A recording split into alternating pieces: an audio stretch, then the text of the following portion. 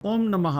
આજે અમાર મંત્રની શ્રેણીમાં આજે એક એવા મંત્રને આપને આપવા જઈ રહ્યો છું કે જે મંત્ર આપના જીવનમાં જો હતાશા અને નિરાશાથી આપ ઘેરાયેલા હોય, જો પોઝિટિવ ઉર્જા આપ ઈચ્છતા હોય અને આપ તે પામી ના શકતા હોય, મેળવી ના શકતા હોય અને સતત નકારાત્મક ઉર્જાના પ્રભાવમાં જ રહેતા હોય, ખૂબ જ પ્રયત્ન કરવા છતાં પણ, બધું સુખ અને શાંતિ હોવા છતાં પણ મન હતાશ, નિરાશ થઈ અને નકારાત્મક વિચારોમાં જ ગૂંથાયેલું રહેતું હોય અને એમાંથી બહાર નીકળવું તમારા માટે અત્યંત જરૂરી બની ગયું હોય, કારણ કે તમે ખૂબ જ પ્રયત્નો કર્યા છતાં પણ એમાંથી બહાર નીકળી શકાતું નથી.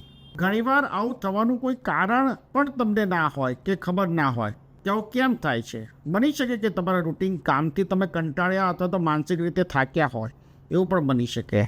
વાત મૂળ એટલી જ છે કે તમને આ બધામાંથી મુક્તિ મળીને તમારું મન સકારાત્મક ઉર્જા, પોઝિટિવ ઉર્જાથી ભરાયેલું રહે તો તમને જીવન જીવવાનો ખરો આનંદ આવે. ને જરૂરી પણ છે, કારણ કે જો મનમાં સકારાત્મક પોઝિટિવ ઉર્જાનો અભાવ હોય તો મનુષ્યનું મન પ્રસન્ન ના રહી શકે, આનંદિત ના રહી શકે. હું તમને આજે જે મંત્ર આપવા જઈ રહ્યો છું એ મંત્ર પહેલાં મેં જે ભક્તને આપ્યો હતો અને મંત્રથી ભક્તના જીવનમાં જે પરિવર્તન આવ્યું છે એના વિશે આપણે સાંભળીએ, સમજીએ. મારી પાસે મહેશ મહેતા કરીને વર્ષોથી એક ભક્ત આવે, આર્થિક રીતે ખૂબ સંપન્ન છે, પરંતુ 2017 પછી એમના મનમાં સતત નિરાશા અને હતાશા ચાલ્યા જ કરે. સવારે કાલુપુરમાં આવેલી પોતાની દુકાન જવા માટે સેટેલાઇટના ઘરેથી નીકળે ત્યારથી ઘરે પાછા આવે ત્યાં સુધી અને સવારે ઉઠે અને ઓફિસ જાય ત્યાં સુધી સતત હતાશા, નિરાશા, નકારાત્મક વિચાર. મેં એમને પૂછ્યું, ધંધો બરાબર ચાલે છે, ટર્નઓવર બરાબર થાય છે, ધંધા સિવાયની આવક શેર બજારમાં સારું છે? આ બધા જ પ્રશ્નોના જવાબમાં એમને કહ્યું કે હા ગુરુજી, બધું સારું છે, પરંતુ સતત નકારાત્મક વિચારો, જેમ કે હું લાઈફથી કંટાળી ગયો છું, હવે પર્વત ઉપર જતું રહેવું છે, કોઈ મને ઓળખે નહીં એવી જગ્યાએ જતું રહેવું છે, આ રોજ બરોજના રોજિંદા કામથી કંટાળ્યો છું. ઘણીવાર વેપારીઓ ધંધો આપવા માટે આવતા હોય તો એને જોઈને બી કંટાળો આવે કે આ અત્યારે ક્યાં આવ્યો, અને ખરેખર એ વખતે કંઈ જ ના કરતો, હું સાવ ફ્રી બેઠો હું, છતાં પણ મને એવું થાય કસ્ટમર આવે એના માટે તો મારે આનંદિત થવું જોઈએ, પરંતુ મને હતાશા, નિરાશા થઈ જાય કે હવે આની જોડે અડધો કલાક વાત કરવી પડશે, માલ બતાવવો પડશે, ઓર્ડર લેવો પડશે, એને કન્વિન્સ કરવો પડશે, સમજાવવો પડશે, વગેરે વગેરે. પછી સાંજે ઘરે આવું, ભોજન લઉં, પણ પત્ની બાળકો સાથે પણ સમય વ્યતીત ના કરવો, એકલો મારે રૂમમાં જતો રહું અને મોબાઈલ જોઉં, કંઈક વાંચું. પણ રાતના 10:30-11 જેવા થાય એટલે તરત જ મારા મનમાં જ્યારે સૂરજ ઉગ્યો હોય એટલો આનંદ ઊભો થઈ જાય, ખબર નહીં આખો દિવસ હતાશામાં જાય અને રાતના 10:30થી 1:30 વાગ્યા સુધી એકદમ આનંદિત રહું.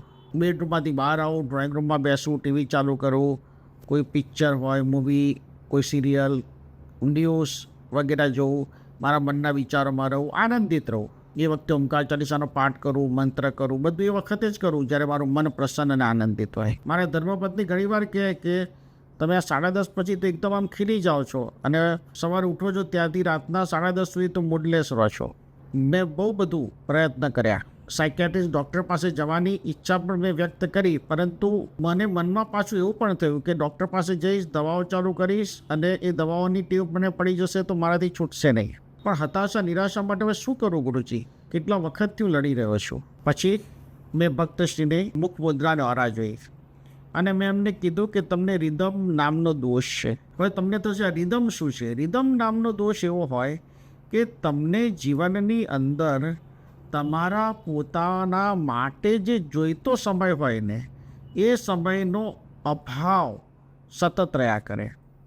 જેમ કે આપણે આમના કેસમાં, ભક્તશ્રીના કેસમાં જોઈએ તો એમના માટે 10:30થી 1:30 વાગ્યા સુધીનો જે સમય હતો એમનો પોતાનો સમય હતો.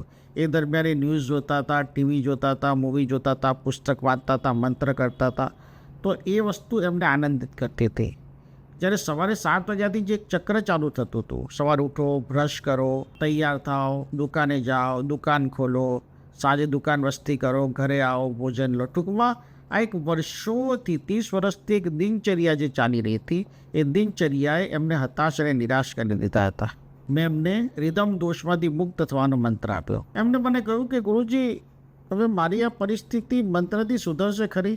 મેં કીધું અજમાવી જોઈએ, પ્રયત્ન કરીએ.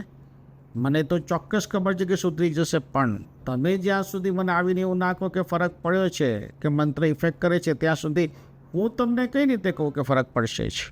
મંત્ર મેં લખી આપ્યો એમના કહેવાથી. નિધમ દોષને મંત્ર એમને મહિનો કર્યો. મહિના પછી મને આવીને એમને એટલું જ કીધું કે ગુરુજી શાંતિ લાગે છે, પણ પરિસ્થિતિ જે છે તે જ છે. મેં મંત્ર 3 વખત કરવા માટે આપ્યો તો એના બદલે મેં એમને 9 વખત કરવાનો કીધો. ડોઝ થોડો વધાર્યો મંત્રનો. ફરી મહિના પછી આવ્યા, મને કહ્યું કે 5% રાહત લાગે છે. મેં મંત્ર 9 વખત કરવાનો કીધો તો એના બદલે ફરી 3 વખત કરવાનો કીધો. એમને મને સવાલ પણ પૂછ્યો કે ગુરુજી મને એમ કે તમે 18 વખત કરશો. એવું ના, તમે 3 જ વખત મંત્ર કરો, પછી ઓમ શાંતિ શાંતિ વિશ્વમાન કુરુ કુર્વામ સ્વાહા વિશ્વ શાંતિ મંત્ર કરો જ છો, અને ઓમકાર ચાલીસાનો પાઠ બી તમે કરો જ છો. બસ આટલું ચાલુ રાખ. મહિના પછી ફરી વાર આવ્યા. એમને મને કીધું 50-60% રાહત થઈ ગઈ. મેં કીધું બસ હવે આ મંત્ર તમે રોજ ઉપયોગમાં લેતા જાઓ, અને જો સવારે સમય મળે તો સવારે બી કરો, સાંજે બી કરો. ધીમે ધીમે કરતાં હજી બીજા 2-3 મહિનામાં તમને 100% આ રૂટીન લાઈફ પાછી ડિસ્ટર્બ નહીં કરે, અને તમને એમાં આનંદ આવવાનો શરૂ થઈ જશે. અને ખરેખર આ રિધમ દોષના કારણે દુનિયામાં 100માંથી 90% લોકો દુઃખી થાય છે. આમાં અમીર ગરીબ મધ્યમ વર્ગ એવું કશું જ નથી. બધા જ આ રિધમ દોષથી હેરાન થાય છે, જેમ લોકો B12 અને D3થી હેરાન થતા હોય એવી જ રીતે. કારણ કે દરેકનું એક જીવન છે, એ અમીરનું હોય કે ગરીબનું હોય, એક રૂટીન લાઈફમાં ચાલતું હોય છે, અને એના કારણે પણ ઘણીવાર હતાશા ક્રિએટ થઈ જાય છે, ઊભી થઈ જાય છે. એટલે રિધમ દોષમાંથી મુક્તિ મેળવવા માટેનો જે દિવ્ય મંત્ર મેં એમને આપ્યો એ આપને પણ આપી રહ્યો છું. આપ આ મંત્ર ઘરે બેઠા કરો. તમારે મંત્ર 3 વખત કરવાનો છે.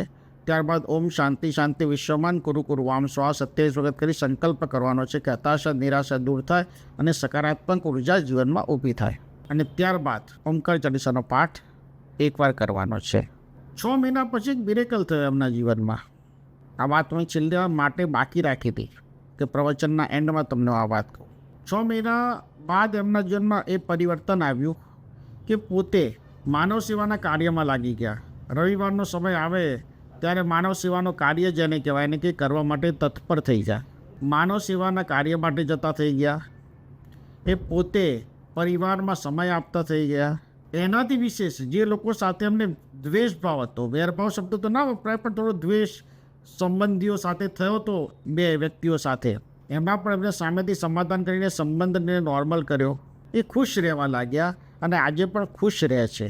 જ્યારે દર્શન માટે આવે, મને મળવા માટે આવે, ત્યારે કે ગુરુજી આપના આશીર્વાદ અને આ દિવ્ય મંત્રના માધ્યમથી હું આ જીવનમાં ખુશ છું.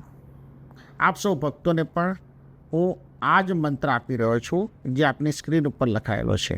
ઓમ રિધમ રિધમ રક્ષાતિ નમઃ. ઓમ રિધમ રિધમ રક્ષાતિ નમઃ.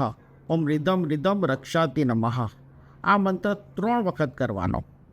ત્યારબાદ ઓમ શાંતિ શાંતિ વિશ્વમાન કુરુ કુર્વામ સ્વાહા 27 વખત અને ઓમકાર ચાલીસાનો પાઠ એકવાર. આપ પણ આપણા જીવનમાં આવું જ અદ્ભુત પરિવર્તન લાવી અને સકારાત્મક ઉર્જા, પોઝિટિવ ઉર્જાથી ભરપૂર રહો, એવા મારા આશીર્વાદ છે. આ મંત્ર ચોક્કસ અજમાવજો, તમને ચોક્કસ તમારા જીવનમાં પરિવર્તન દેખાશે. ઓમકારના દિવ્ય ચૈતન્ય અને આશીર્વાદ આપના પર રહે એવા મારા આશીર્વાદ છે. ઓમ નમઃ, ઓમ નમઃ, ઓમ નમઃ.